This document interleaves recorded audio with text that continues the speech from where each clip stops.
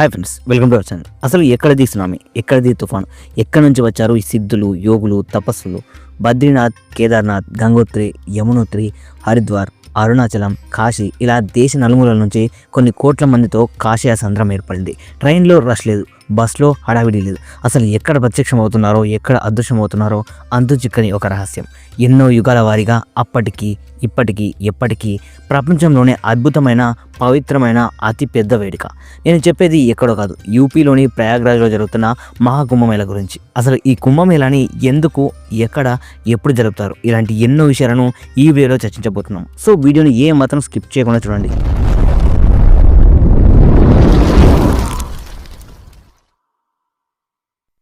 ప్రస్తుతం ఉత్తరప్రదేశ్లోని ప్రయాగ్రాజ్లో మహాకుంభమేళ జరుగుతుంది.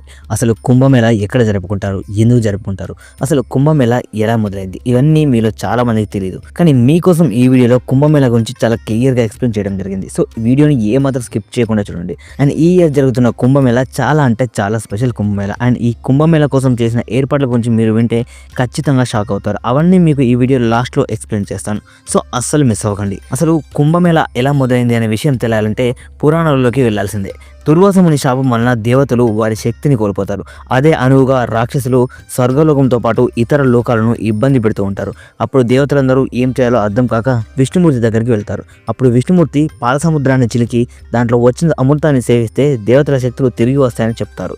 కానీ ఆ పాల సముద్రాన్ని చిలకడానికి కేవలం దేవతల శక్తి సరిపోదు. కనుక దేవతలు రాక్షసులు కలిసి పాల సముద్రాన్ని చిలకడానికి సిద్ధమవుతారు. అలా చిలికినప్పుడు ఏది వచ్చినా సమానంగా పంచుకోవాలని ఒప్పందాన్ని కుదుర్చుకుంటారు. అలా చిలుకుతుండగా విషం బయటకు వచ్చింది. అప్పుడు ఆ విషయాన్ని ఏం చేయాలో దేవతలకు రాక్షసులకు అర్థం కాలేదు. అప్పుడు ఆ విషయాన్ని మహాశివుడు సేవిస్తాడు. అందుకే మహాశివుని మనం గర్లం కంటాన దాచుకున్నాడు అని చెప్పుకుంటూ ఉంటాం. అలా చిలకగా అమృతంతో కూడిన పాత్ర బయటకు వస్తుంది. అప్పటి వరకు ఒప్పందానికి కట్టుబడి ఉన్న రాక్షసులు ఒక్కసారిగా ఆ అమృతాన్ని లాక్కోవడానికి ప్రయత్నిస్తారు. అప్పుడు మహావిష్ణువు అమృతం రాక్షసుల చేతికి చిక్కితే సమస్య అవుతుందని చెప్పి ఆ అమృత కలశాన్ని గరుడునికి ఇచ్చి దూరంగా తీసుకెళ్ళమని చెప్తాడు. అలా గరుడు ఆ అమృత కలశాన్ని దూరంగా తీసుకెళ్తుండగా అందులో నుంచి 4 చుక్కలు తొలగి భూమి మీద హరిద్వార్, ఉజ్జయిని, నాసిక్, ప్రయాగ్రాజ్లో పడ్డాయి. అప్పటి నుంచి ఈ ప్రదేశాలు అత్యంత పవిత్రమైన ప్రదేశాలుగా విలసిల్లుతున్నాయి. ఈ విధంగా అమృతం కోసం దేవతలు మరియు రాక్షసుల మధ్య యుద్ధం 12 సంవత్సరాల వరకు, అంటే దేవతల లెక్కల్లో 12 రోజుల పాటు ఈ యుద్ధం జరిగింది. ఈ కారణంగానే 12 సంవత్సరాలను పుష్కరంగా పిలుస్తూ 12 సంవత్సరాలకు ఒకసారి వేడుకలను చేసుకోవడం మొదలుపెట్టారు. అయితే కొంతమంది ఈ కుంభమేళ 19వ శతాబ్దం కంటే ముందే మొదలైందని, అంతకుముందు కుంభమేళాకి సంబంధించిన ఆధారాలు లేవని అంటున్నారు. కానీ అది పూర్తిగా తప్పు. ఎందుకంటే మన భారతీయ సంస్కృతి ప్రకారం మాఘమాసంలో నదీ స్నానాలు చేయటం ఆచారంగా కొన్ని వేల సంవత్సరాల కంటే ముందు నుంచే ఉంది. వాటినే మనం మాఘ స్నానాలు అంటాం. ఋగ్వేదంలో కూడా క్షీరసాగర మదనం గురించి, దాని ప్రత్యేకత గురించి ప్రత్యేకంగా రాయబడింది. అలాగే గుప్తా, మౌర్య సామ్రాజ్యం విలసిల్లిన కాలాల్లో కూడా కుంభమేళ జరిగినట్లు ఆధారాలు ఉన్నాయి. అయితే అప్పట్లో హిందువులు శివభక్తులు ఒకవైపు, విష్ణు భక్తులు ఒకవైపు, శక్తిమాత భక్తులు ఒకవైపు విడిపోయి ధర్మ అధర్మాలపై వాదనలను జరిపేవారు. అప్పుడు జగద్గురు ఆదిశంకరాచార్యుల వారు మాఘ స్నానాలు, పుష్కరాల సమయంలో అధిక సంఖ్యలో హిందువులను ఆహ్వానించి భక్తులందరినీ ఏకం చేసి ఈ ఆచారాన్ని ఒక వేడుకగా తీర్చిదిద్ది అప్పటి నుంచి భక్తుల మధ్య తేడా లేకుండా ప్రపంచ నలుమూలల నుండి అనేక మంది భక్తులు ఈ కుంభమేళకు వీచేసి నదీ స్నానాలు ఆచరించి తన పాపాలను కడుక్కొని మోక్షాన్ని పొందుతున్నారు. ఇలాంటి ఒక మహావేడుకను మీరు భారతదేశంలో తప్ప విశ్వంలో మరెక్కడా చూడలేరు. ఇప్పుడు కుంభమేళాని ఎందుకు జరుపుకుంటామనే విషయం మనందరికీ తెలిసిందే. కానీ ఎక్కడ జరుపుకుంటారు అనే విషయం మనం ఎప్పుడు తెలుసుకుందాం. అమృతపు చుక్కలు పడిన 4 ప్రదేశాల్లో ఉత్తరప్రదేశ్లోని ప్రయాగ్రాజ్ కూడా ఒక చోటు. అయితే ఈ ప్రదేశానికి ఒక ప్రత్యేకత ఉంది. ఇక్కడ జరిగే మహాకుంభమేళ చాలా ప్రసిద్ధి. ఎందుకంటే ఈ ప్రయాగ్రాజ్లో పుణ్యనదులు అయిన గంగా, యమున, సరస్వతి కలిసే చోటు. ఈ కలయికనే త్రివేణి సంగమం అంటారు.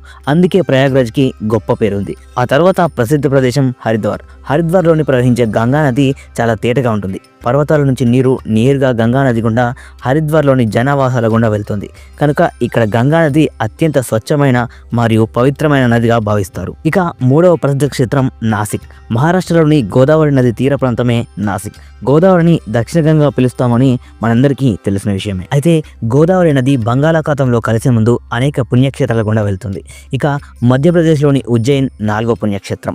క్షిప్రా నది తీరంలో ఉండే ప్రాంతము ఉజ్జయిన్. మహాకాళేశ్వరుడి యొక్క జ్యోతిర్లింగం కారణంగా కనుక ఈ ప్రాంతానికి ఎంతో ప్రత్యేకత ఉంది. అయితే కుంభమేళా జరిపే స్థలాన్ని ఖగోళ శాస్త్రం ప్రకారం గ్రహాల గమనాన్ని స్థానాలను లెక్కించి నిర్ణయిస్తారు. బృహస్పతి గ్రహం సూర్యుడి చుట్టూ తిరగడానికి 12 సంవత్సరాలు పడుతుంది.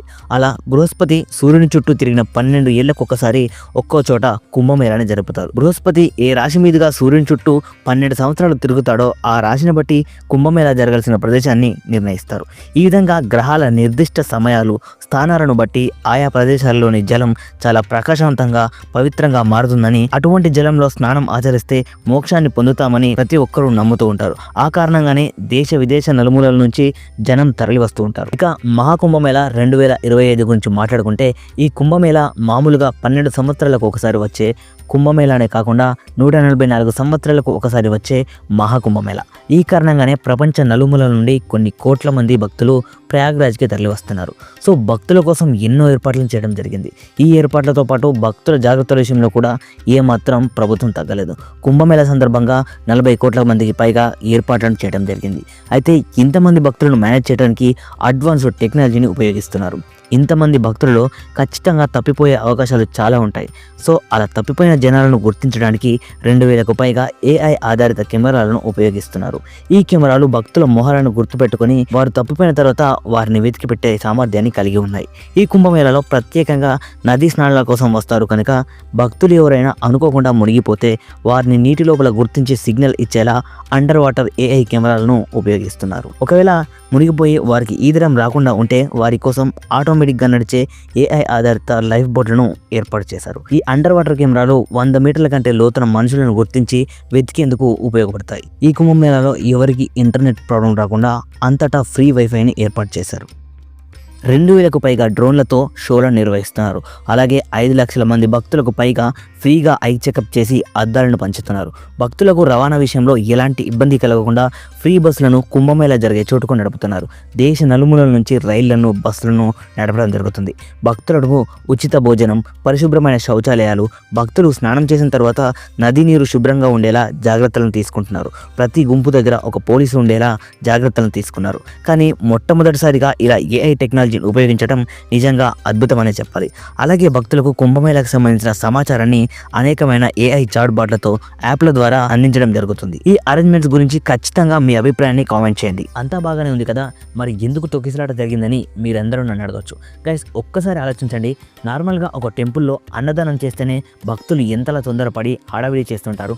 అలాంటిది 144 సంవత్సరాలకు ఒక్కసారి వచ్చే మహాకుంభమేళా అంటే ఏ విధంగా ఉంటుంది? కుంభమేళాకు తోడు మౌని అమావాస్య రావడం మరింత ప్రత్యేకత చోటు చేసుకుంది. కుంభమేళాలో మౌని అమావాస్య సమయంలో స్నానం ఆచరిస్తే వారు పాపాలు పోవడంతో పాటు వారి పూర్వీకులకు కూడా మోక్షం లభిస్తుందని నమ్మకం.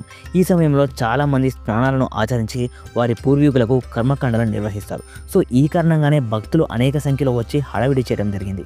దాని ద్వారానే ఈ ఊహించిన సంఘటన జరగడం నిజంగా చాలా బాధాకరం.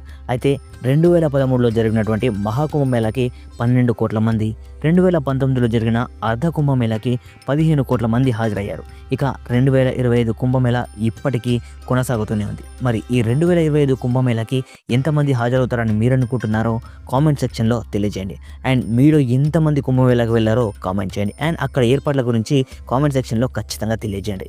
మీకు ఈ వీడియో నచ్చిందని నేను అనుకుంటున్నాను. సో మన ఛానల్ని వెంటనే సబ్స్క్రైబ్ చేయండి అండ్ లైక్ చేయండి, షేర్ చేయండి. ఇలాంటి ఎన్నో విషయాలతో మేము ముందుకు వస్తాను.